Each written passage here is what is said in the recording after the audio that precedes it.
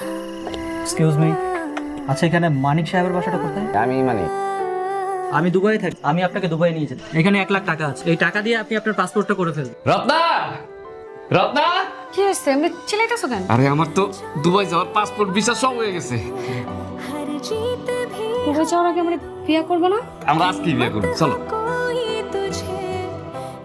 কি করতাছো? হ্যাঁ, তুমি ছোট লোক, গরিব কৃষক রে, যদি তুমি পায়ে ধরে সালাম করো তাহলে তো আমাকে সংসারে অমঙ্গল হইব। সাবধানে যায়, আমার মেয়ের জন্য বেশি বেশি টাকা পাঠাই। ঠিক আছে আম্মা, আসি। একটা দুবাই প্রবাসীর পোলার বাপে রিক্সা চালায়, এরকম পোলা থাকার সাথে না থাকাই ভালো। আমার মালিক, কেমন আছিস বাজার? এখন দুবাই আসছি তো, টাকা পয়সা কামাই দিছি, কথা সুর চেঞ্জ হয়ে গেছে না? দাও আমার, দাও। এরকম পোলা লাগে কথা কম না। আরে জাভেদ ভাই, তুমি আঙ্গ মাচারে কি করতেছ? হ্যাঁ, তোর মাছাল মানে এ তো আমার মাছাল, কে জানো না? 5 মাস আগে তো তোমার আব্বু আমাকে বিক্রি হয়ে লাগছে এই মাছাল।